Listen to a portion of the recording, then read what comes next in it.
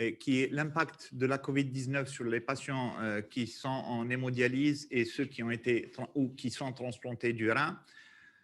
Donc, c'est en décembre 2019 qu'il y a eu l'apparition de ce virus et le déclenchement de cette pandémie au niveau de la province chinoise de Wuhan. Fin mars, nous avons eu les premiers cas signalés en Algérie. Il s'agissait de patients hémodialysés. Donc, les patients en hémodialyse sont des patients qui ont un risque beaucoup plus élevé de développer les formes sévères. Pourquoi ce risque? Parce qu'il y a associé, parce ils ont des comorbidités associées à l'insuffisance rénale qui sont l'HTA, le diabète, les complications cardiovasculaires, en plus du syndrome inflammatoire. Il y a aussi le contexte de l'âge, même ça, si ce paramètre est beaucoup plus spécifique pour les patients d'outre-mer que pour les patients algériens. La moyenne d'âge des patients hémodialysés d'après les dernières études est entre 50 et 55 ans pour le patient algérien. Ensuite, un facteur aussi qui accentue ce risque, c'est l'espace communautaire des patients hémodialysés qui sont dans des centres. Et donc, plus ils sont nombreux, plus le centre est petit, plus le risque de contamination est important. Au vu de tout ça, il y a eu la tutelle, le ministère de la Santé et de la Réforme hospitalière, avec la collaboration de certaines sociétés savantes et certains experts, a émis des recommandations, la note numéro 3, dès le mois de mars pour faire des recommandations concernant la prise en charge des patients hémodialysés et transplantés et leur prise en charge. Quelles étaient ces recommandations? C'est des recommandations, disons, universelles. C'était le port du masque obligatoire pour les soignés et les soignants. C'était le lavage répété des mains. C'était la notion de distanciation. Éviter les regroupements des patients et de leurs parents au niveau des salles d'attente. C'est d'essayer d'individualiser le transport médicalisé parce que c'est là où l'espace est confiné, où il y a le plus de risques de contamination. C'était l'interdiction des collations pendant les séances, autant que cela était possible. Ensuite, l'isolement des cas infectés. Nous n'aborderons pas toutes les recommandations, c'était les plus importantes. Concernant les patients qui étaient transplantés aussi bien du rein que d'un autre organe, notamment le foie, il s'agissait de ne pas arrêter le traitement immunosuppresseur, de favoriser les consultations par téléphone et par d'autres moyens de télécommunication via le web.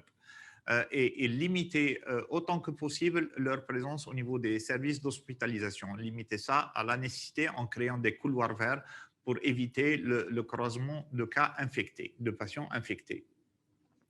L'Agence nationale, dès l'apparition de cette pandémie, l'Agence nationale des greffes a installé une cellule d'écoute et de suivi qui a permis de recenser tous les patients en hémodialyse et en dialyse péritoniale ainsi que les transplantés rénaux qui étaient infectés par ce virus. C'était un recensement plus ou moins exhaustif. Ensuite, à partir du mois de mai, il y a eu arrêt par le fait ça allait de soi, mobilisation de toutes les équipes, aussi bien chirurgicales, médicales et surtout les équipes de réanimation qui étaient mobilisées pour prendre en charge les patients infectés. Donc, ça allait de soi que les autres activités surtout les activités de bloc opératoire sont arrêtées.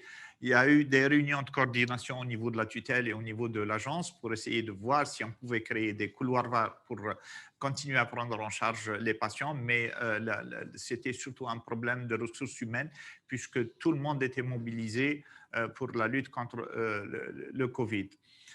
C'est vers le mois de novembre qu'il y a eu reprise avec le maximum de précautions, avec les recommandations qui ont été aussi bien émises par le ministère que par l'ANG, que par certaines sociétés savantes, qu'il y a eu un début de reprise de l'activité de transplantation rénale à partir du donneur vivant. Ça s'est passé à Blida, ensuite Batna et enfin à Annaba. La cellule de veille a permis de récolter quelques chiffres. Bien sûr, je dis, c'est des chiffres qui ne sont pas définitifs, qui ne sont pas encore validés et qui doivent être étudiés parce qu'il y a beaucoup de choses qui vont être corrigées. Concernant les patients hémodialysés jusqu'au mois de janvier 2021, il y a eu 2225 patients hémodialysés qui ont été infectés par le Covid. 314 ont été hospitalisés. 1500 sont guéris ou déclarés guéris. Il faut savoir que pour la majorité, c'était des formes bénignes. Il y a eu quand même 404 patients décédés et j'ai souligné exprès ce chiffre pour dire que c'est un chiffre qui doit être encore validé parce qu'il semble que certains centres ont comptabilisé des patients qui n'étaient pas considérés comme en hémodialyse chronique, mais qui ont développé une insuffisance rénale aiguë et qui sont décédés et qui ont été comptabilisés dans ces chiffres. Concernant les patients en dialyse péritonéale, l'Algérie compte entre 300 et 400 patients pris en charge par cette technique. C'est des patients qui se traitent à domicile, donc le nombre d'infectés n'était pas aussi important que pour les patients hémodialysés qui, eux, doivent se déplacer, aller 3 fois par semaine, aller au centre, prendre une voiture. Donc, pour les patients en dialyse péritonéale, il n'y a pas eu beaucoup d'infections. Par contre, si on considère, si on rapporte au nombre d'infectés, disons qu'un quart sont quand même, un quart des infectés sont décédés. Mais il faut savoir que c'est des patients qui avaient beaucoup de comorbidités et c'était généralement les gens qui avaient des complications cardiovasculaires.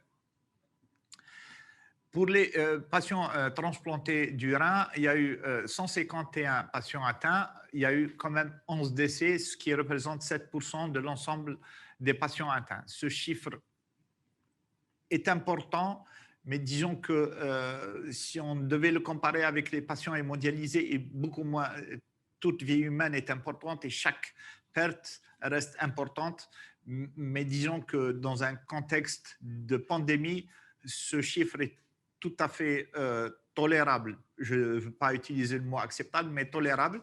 Et je pense que quand on a comparé avec les chiffres de certains pays, nous avons trouvé que nous étions dans la fourchette, notamment pour les patients hémodialysés, parce qu'avec les chiffres américains et les chiffres européens, le pourcentage de décès était entre 16 et 18%. Nous sommes à 16%, à 18%, même si ce chiffre doit être revu à la baisse, comme je l'ai dit tout à l'heure, parce que certains centres ont comptabilisé des patients qui n'étaient pas en insuffisance rénale chronique, mais plutôt en insuffisance rénale aiguë et qui sont malheureusement décédés suite à l'infection au Covid.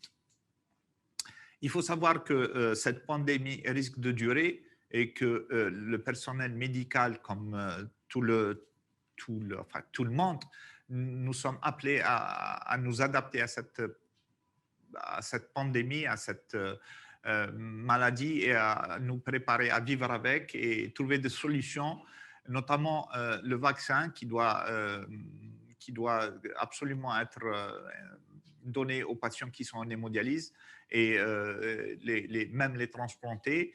Et il faut savoir qu'il y a le principe de continuer à soigner les patients, quelle que soit la situation. C'est notre vocation et c'est ce qu'on doit faire. Je vous remercie de votre écoute et si vous avez des questions, je suis à votre